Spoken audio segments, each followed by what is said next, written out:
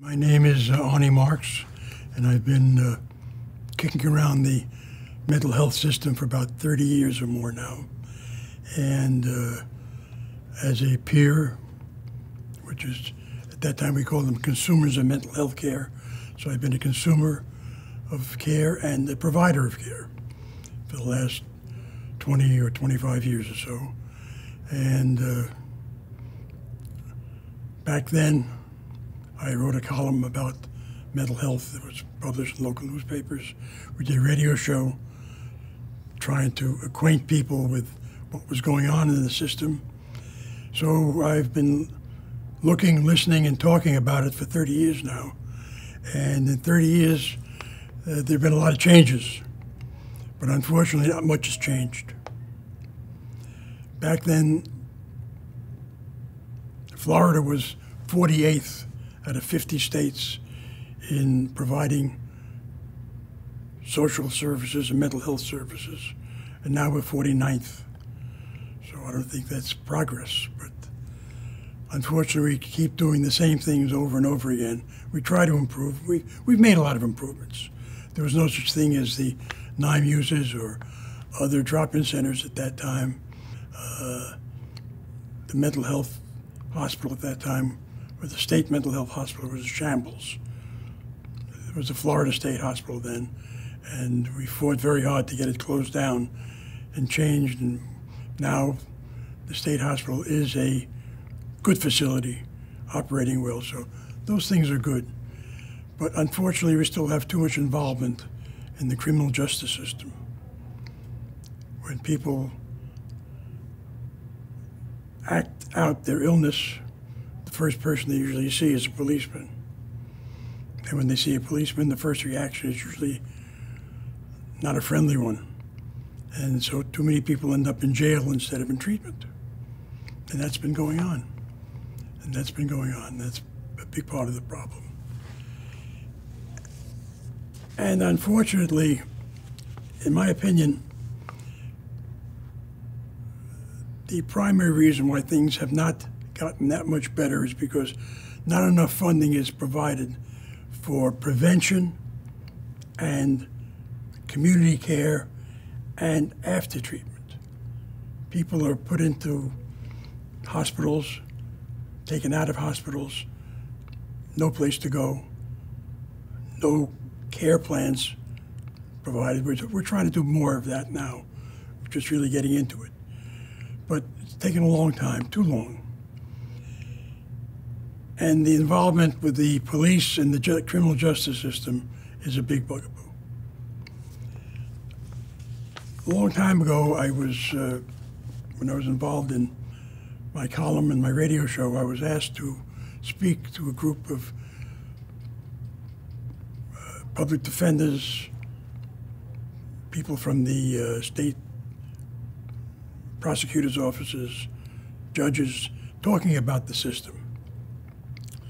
And I just want to quote a little bit about what I said there. Psychiatric disorders are the result of a breakdown in the chemical balance in the brain.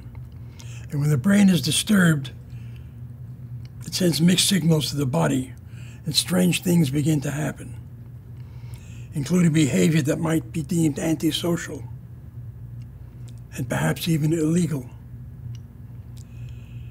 When this behavior manifests itself in a person with serious mental illness, he or she is most vulnerable and needs help the most.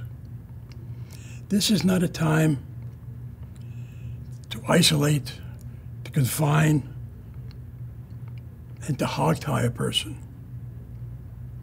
This is the time to try to understand the person. This is the time to try to ease the pain that drove the person to commit the crime or the misdemeanor or whatever it might be for which he's been accused. Whether the illness has been genetically or chemically or traumatically induced, the illness is the root cause of the actions of the person. But being sick does not condone bad behavior. But a person who is ill and has the illness is entitled to appropriate safe, and humane treatment. And unfortunately, this is not what we always get. And this is the root of the problem. As far as my background is concerned, this is sort of my second career. I was retired before I came into the field, and the reason I really started is because I went a little bit crazy. I had a breakdown. I was diagnosed with bipolar illness, and my behavior was never critical. I was never hospitalized, but I required treatment. And when I saw what the system was, I became really intrigued by why so few people were getting the treatment they needed. I was fortunate. I had support from my family. I functioned fairly well, so I knew where to go. When people saw me and talked to me, they wanted to help me. And the more I got involved in the system, the more I wanted to do something about it. So I got on some committees and started helping out in the community. And eventually, I became a member of the board of directors of Henderson Mental Health. Now it's called what is it called now? Henderson Behavioral Health. At that time, it was Henderson Mental Health. So I was a member of the board there, and I got to know a lot of people. And I saw the need for disseminating information to the public, because the public didn't know. The public is afraid of anybody that has a mental illness. Nobody wants us around. As far as facilities, not in my backyard. No, certainly not. And I felt that I wanted to help educate the public. So I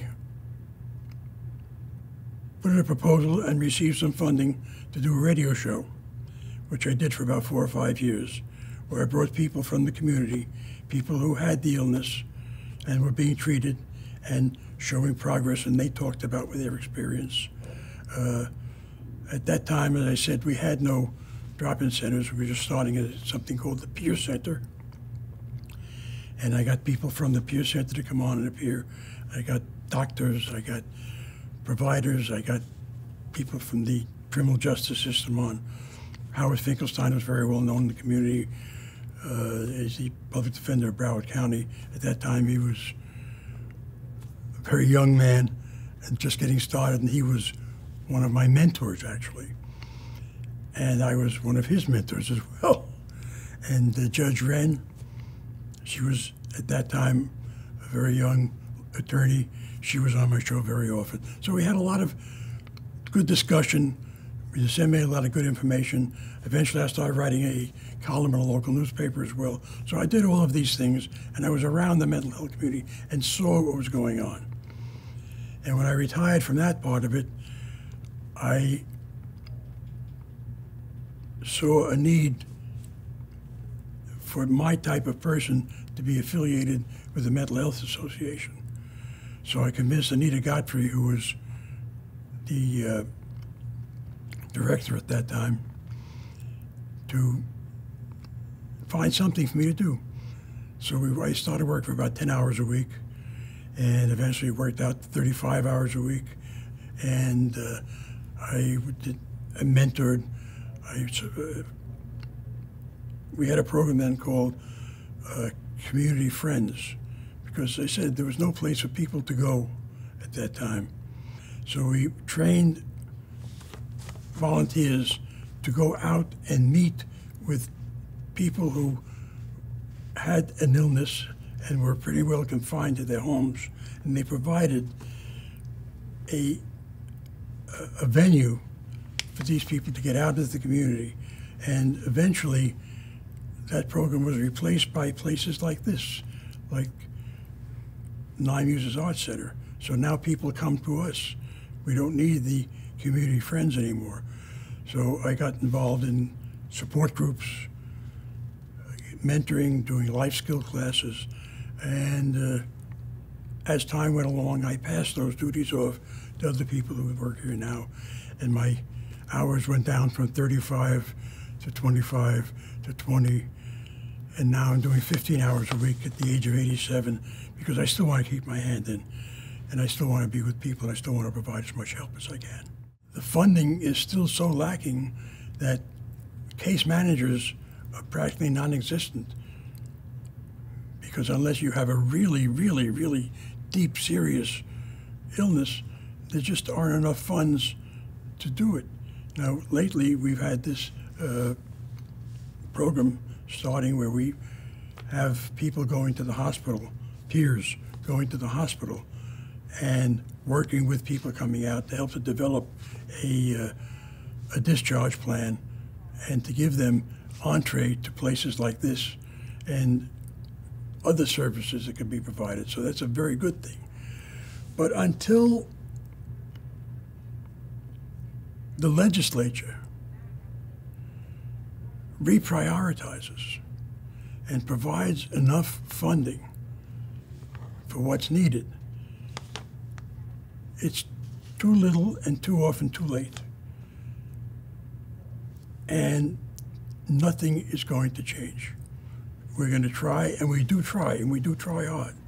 And the people in the field work, they certainly don't work for the money, because the money is just not there. So they work because they love the work that they do, and they really sincerely want to help people. But desire can just do so much. I mean, more numbers and more funding. Kids and critters get a lot of help. Animals, people love animals. People love children. So they get a lot of funding for that. As a matter of fact, going back about 20-odd years ago, the legislature cut about $7 million from what was proposed to be put out for us that year. And at the same time, they provided $4 million to build an aquarium. So I had a little talk with the governor at that time, Governor Childs, and we had an ongoing discussion with letters back and forth, and I had some newspaper articles about it that I called "Where Are Your Priorities? Fish or People?" But they never built the aquarium, by the way. I think we stopped the aquarium, but they never gave us back the $4 million either. So this is where it stands. People just don't care enough.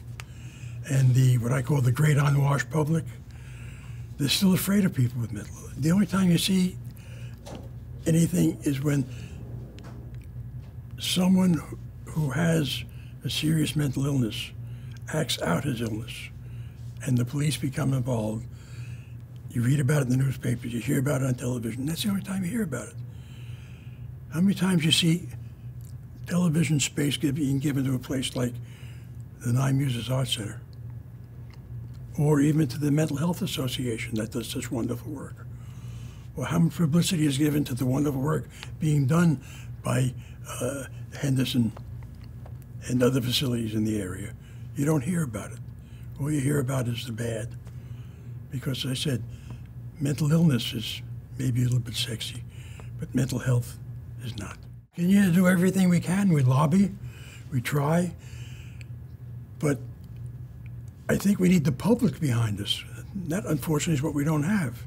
We have the Mental Health Association, we have NAMI, we have other groups that are involved, but we talk, we preach to the choir. Not enough. When I had that radio show, I had an audience probably of 5, 6, 7, 8,000 people a week on the show. More than half of them were people who were involved in the system. The public doesn't care enough. And until we can get the public interested and for them to put pressure on the legislature, I'm afraid it's a long road. 1 out of 4 homes is directly involved with someone with a mental illness. And sometime in their lifetime, a big percentage of the population will have some sort of a breakdown or require some sort of mental health services. And people just aren't aware of the need and how important it is. And they put too much emphasis on the back end. They lock people up. They put people away. How much education is given to young people to make them aware of how they can improve their mental health, how they can help themselves? There's not enough funding for prevention and treatment, and too much funding for incarceration and hospitalization. And it costs a lot more to jail a person than to teach a person how to take care of himself. Same things are being done. I mean, we do have places like this, not enough of us. I mean, there are two facilities in Broward County like this. Dade County has one. I'm not sure what they have in Palm Beach. I think there's one facility there. But there's not enough. There's just not enough to go around for the people that need it.